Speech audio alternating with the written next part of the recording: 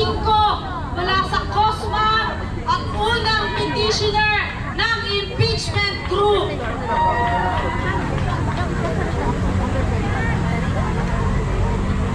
So, iyak nila ba yung mga ano nito? Dahil grabe yung panawagan ng taong bayan.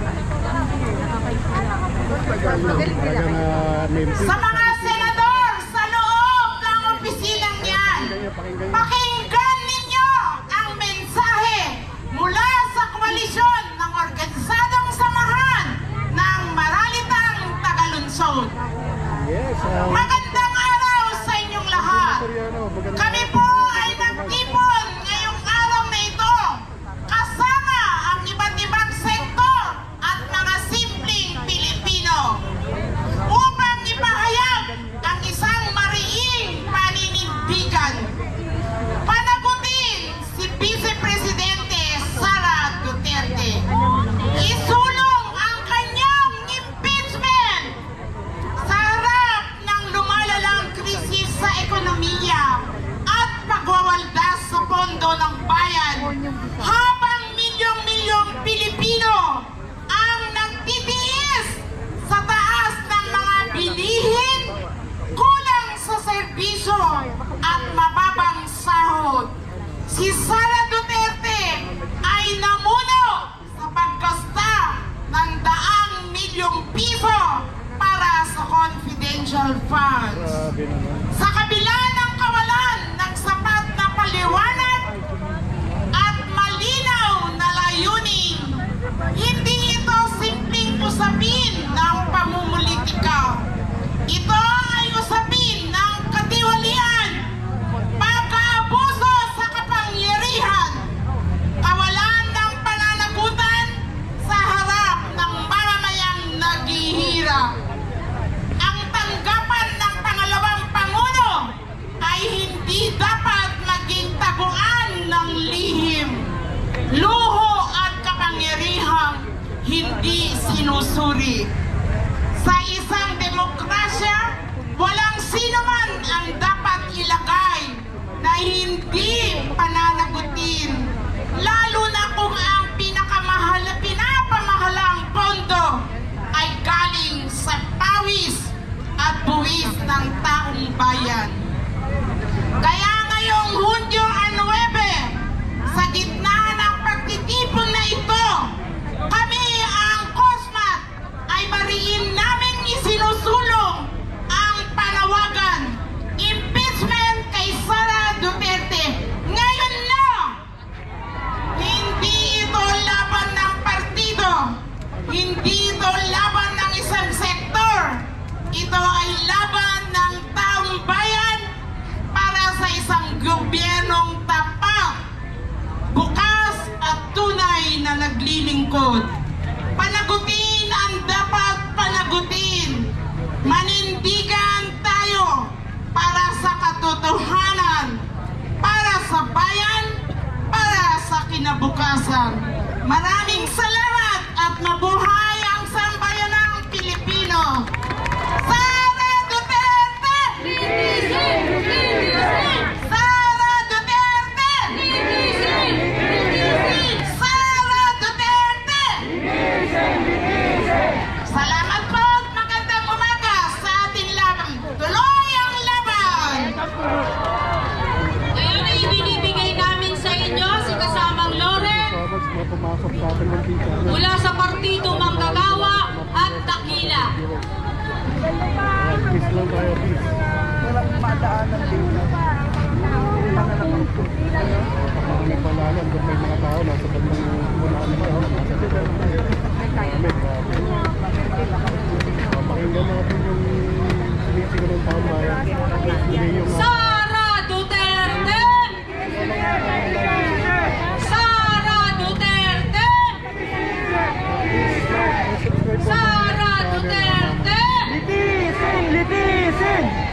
Ang ating mensahe kay Chase Escudero, maliban sa kanyang pagpapakilay at sabi ng boss ko na si Joshua Mata, hindi lamang trabaho ng senador ang pamamasyal sa Paris.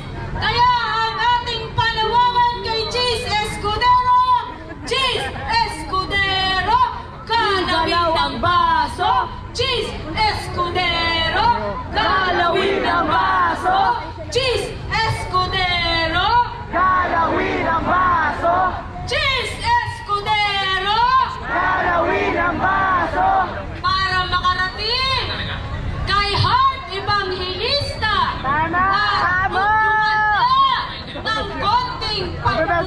at konsensya ang kanyang kasama, Chief Escudero!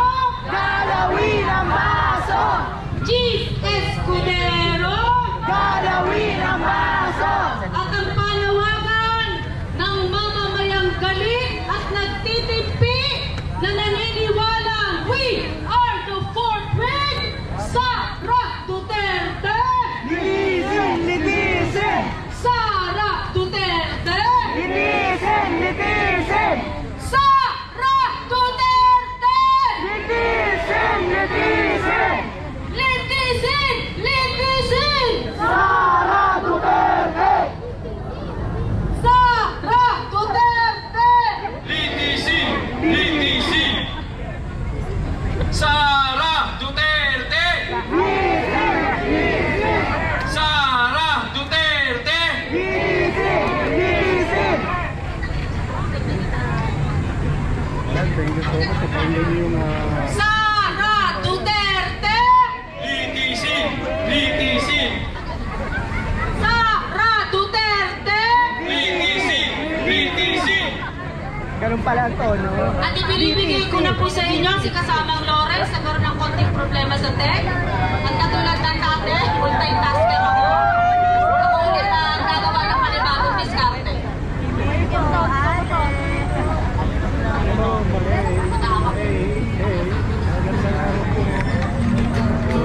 So, DJ mo, ang ating kaisagutan ay hindi mo. Check. Okay, yan. So, rinig naman, no, hanggang sa likod. Yes! Para sa ating Senate President, siya na lang ata yung keso na hindi pa natutunaw sa init na ito. Sabay-sabay natin isigaw, Cheese Escudero! Galawin ang baso! Cheese Escudero! Ang panawagan po natin, sana matunaw naman ang mga puso ng mga senador natin. Kasi sa totoo lang, madali lang naman ang sagot eh. Impeachment trial now na! Bakit? Kasi number 1, sabi ng konstitusyon. Ang konstitusyon ba optional? Hindi, di ba? Dapat ang konstitusyon sinusunod. Pangalawa, kasi sabi ng taong bayan. Sige nga, nasa na ang taong bayan? Andito, nasa labas ng Senado, sinasabi, mga senador, tara na. Sara Duterte, litisin na. At syempre, dahil pangatlo, yun ang mandato ng hustisya. Tayo pong taong bayan, bayan, pinagnakawan at pinagbebenta pa sa ibang bansa. Papayag ba tayo na magkaroon na naman ng maraming Mary Grace Piatos? Ang tulong sa akin kanina nung kasama ko, yung Piatos daw cheese flavor. Ayaw po natin nun kasi ang gusto natin yung tunay sa panlasa ng mamamayang tao. At yun ang hustisya. Muli, ang panawagan po natin, impeachment trial now na. Litisin si Sara Duterte.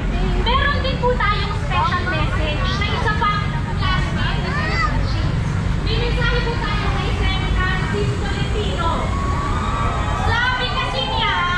Sabi niya, bilisan na daw, fast track. Nakatayo dito sa kabilang side. Impeachment trial kasi matapos na sorry po, Senator Tolentino. Baka po kayo, hindi kayo makakawin sa 20th Congress, pero sisiguraduhin natin ang impeachment trial tatawid sa 20th Congress! Tama, kasi po hindi po muling optional ang impeachment trial. Obligasyon po yan ang ating mga senador. At paalala po, walang expiration date ang hustisya. Kongresong ngayon hanggang sa 20th Congress, tuloy-tuloy po ang ating laban at dapat tuloy-tuloy din ang ating panalo. Dahil sabi nga po namin sa bayan, pagmahal mo at mahal natin ang bayan. Dito si Sisiguraduhin Senator nating mananalo Leila de ang Lima. taong bayan sa laban na ito. Duterte! Cheese Escudero! Konstitusyon ipatupad! Maraming salamat po, mabuhay, Tindig Pilipinas, Akbayan at iba pang mga grupong nandito. Maraming salamat at tatawagin na natin ang magsasara ng ating programa. At bago kayo paspasan ng holy water ni Father Flavi, lahat ay inaanyayahang gumitna para sa pagsasara ng ating programa. Tinatawagan ko na ang kongresista, party list representative ng mamamayang liberal.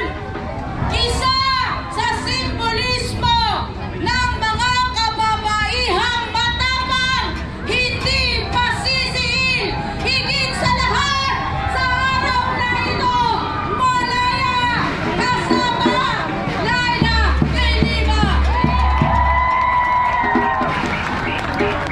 Kaunting nakasigaw. So inaasahan ko na po iba na nasa ilalim ng puno na tapo muna sa gitna para po sa huling speaker natin.